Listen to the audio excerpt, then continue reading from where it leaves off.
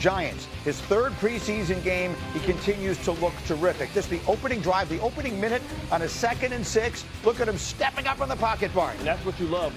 Most guys get in trouble, they retreat backward. He steps up, throws a bullseye. Speaking about Dart, Rainey. Yeah, it's Gunnar Olszewski. He's going to take that for a 50-yard gain, puts them in the red zone, and then here's the one that had everyone excited. Dominique with the dart in the end zone. How many references are we going to make about Jaxson Dart and Dart? Bullseye. At some point, we got to stop it. It's a perfect name. Triple 20. Greg Dulcich through a tight window. And then, Dan Graziano, here's the one moment that you say to yourself, okay, we have a problem. Hey, you got the first down, so you can slide. You can It doesn't slide. slide. It goes down. The fumble is not the important piece of this. Watch what happens to his helmet as he hits the ground. When he comes to the sideline, you can very clearly see what Brian Daboll is saying to him. He would go into concussion protocol. He'd be cleared, but he would not return to the game. So Jameis Winston came in and did what he always does. No, not throwing a pick six. He threw a touchdown to Jalen Hyatt for the score. Jaxson Dart's night and preseason come to an end, and they have been spectacular. He played 4 series in each of his 3 games.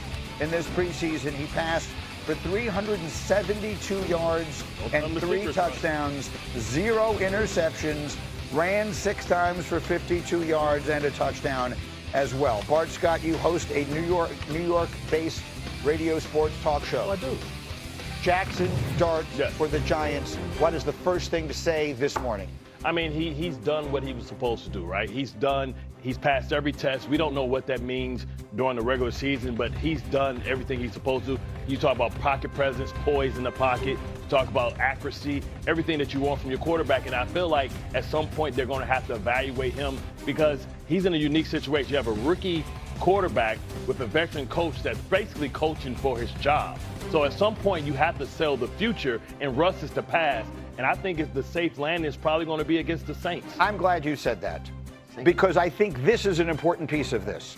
The development of Jaxson Dart has got to be priority number 1 for the Giants, a team around which suddenly there were very good vibes, right? Like everything felt like death at the end of their season last year. They had a terrible year. The way they handled the Daniel Jones thing was terrible, and the Saquon Barkley thing made it all feel a whole lot worse.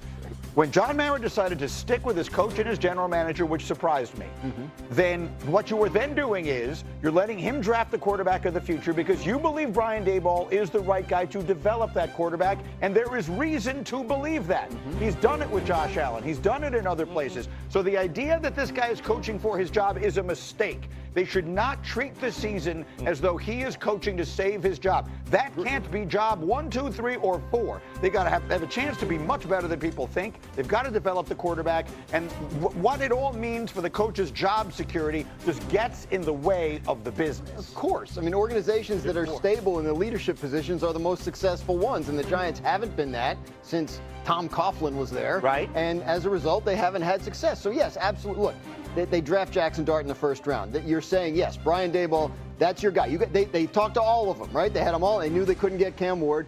But everybody else they had in, they worked them all out privately. Dart was the guy Daboll wanted. They traded up, and they got him. Okay, so now do it. But what's that look like?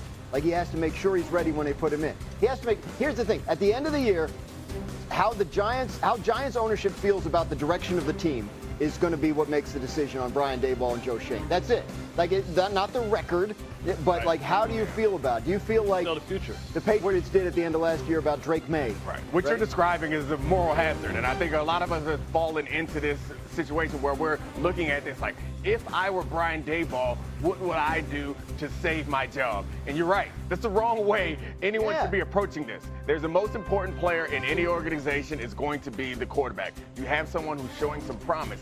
If you have the incentives by the management or leadership there to do anything that would rush his progress or anything that would slow his progress, then you have the wrong person or the wrong setup. Right. And that's what I'm saying. Right. Is if he is ready, he should play when he's ready. If he's not ready, he shouldn't. And what their record is and all that stuff and what the fans are saying and all of that. But that always does factor in when you get on this hamster wheel like they've been on in Chicago. And that's how you wind up ruining a bunch of young quarterbacks. Sure. And you don't want to see that happen to this kid because I know it's only the preseason, but he looks good. But this is why it's important, right? Because Dayball's future, he won, 4 or 5 games last year? Yeah. And we can think that they look beautiful and they look good. Well, 3. They look good, in the regular season or they look good in the preseason. But the reality is, if they don't win enough games, then you may have to move on. This is year 4 for Dayball, right? And you have a quarterback that you have to evaluate and sell the future with, because if the Giants have the hardest schedule in football. They may maybe their record doesn't matter. But let me ask you a question. It matters because they could be top 5, and you got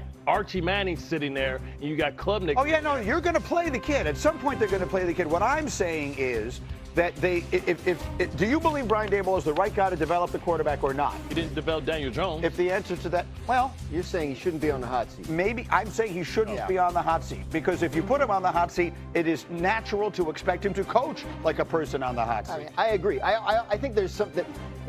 These conversations always bug me a little because I think you're insulting someone's character when you say like they're going to do what it takes to save their job. I mean, he still works for the job. I get it. It's human nature. I get it. But I do think there's some level of like, I'm the Giants coach. I'm going to do what's best for the Giants. And if they don't like it, they'll fire me. Fine. I understand what you're saying. I get it. I remember this goes back to a conversation I had years ago with Brian Cashman when I was covering the Yankees. And I asked him flat out, like, this is, you're not under contract for next year. Trade deadline's coming up. Does this have any impact? He said, if it did, I shouldn't have this job because I should be doing what's. It stuck with me. Now, obviously, Brian had nothing to worry about. He's still the GM. It's 20 years later. Yeah. But the fact of the matter is, it's about Jaxson Dart when he's ready. Jaxson Dart being a success is what's going to save. And to be clear, I don't mean this as critically about Brian Daboll. If you told me your job depends on you doing this, I would do it. Let me get Fortenbaugh in on the. You wouldn't accept it. Like, that's the protocol. Like, I don't understand why he would think he can circumvent and go around the actual agent and talk to the player. And he thinks, I'm going to send you, I'm going to inform you what me and the player talked about. That's not how things work. There is a history of this, though, in Dallas, right, Dan? You and I have talked about it. To be very clear, Dan and all of our reporters have been telling us for weeks, Jerry believes that he and Micah Parsons made a deal. You just heard it directly from him. And it sounds like it was a negotiation. It wasn't just, how about this? Okay, I'll take it. It sounds like they went back and forth. Jerry's saying he moved off his mark. So by excluding the agent from it, which he essentially has done here, is that violating anything? Like, is there a rule against that? There's not. It's obviously bad form, but it's the Cowboys, and this is how they operate. When you talk to people around this situation, agents and people who've negotiated deals with the Cowboys, they'll say this is part of their process. Dak Prescott had to have dinner with Jerry Jones, Stephen Jones in training camp and talk contract. Tony Romo, Jason Witten, all these guys. The difference is they didn't go in there and talk numbers, right? So Dak Prescott had his dinners with these guys, and we want to be. Anytime the conversations turn to numbers, it's you got to call my agent. I'm not going to do the numbers with you. My agent is. Apparently, what happened in this case is Micah didn't say that. He said some numbers, and they felt like they went back and forth. Jerry said, I already moved off my mark. So he felt like they were in a negotiation. Right. Now, that's either naive or it's, revisionist history, but this is the point he's decided to stand on here, and he believes he made a strong offer and that Micah should either take it or play out his current contract and get franchised next year. And that's where it stands. It's not like the Dak situation where this time last year they were still negotiating and Dak was practicing. It's a very, very different situation. I mean, it feels like Jerry Jones is Rumpelstiltskin here, and he's trying to do a deal. And the reality is the agent should be the one dealing between the mother and Rumpelstiltskin and giving away her firstborn, because that's what happens when you don't have an agent. You end up accidentally doing something that you shouldn't do because there are professionals for a reason. Agents are agents for a reason. Yeah. And I understand that there's not anything in the CBA that says that this can't happen, but it's common sense for everyone else in the league except Jerry Jones. So maybe this is the thing that gets something formally put down in the next CBA negotiation. Maybe that is a perfect world. I'm oversimplifying it, but it just seems like until you put down specific guardrails to keep Jerry from doing it. You can't make a rule against everything. There are some things that are just understood to be common practice, and that, you cannot make a rule to prohibit every action. I think that I understand where Jerry's coming from, but to your point,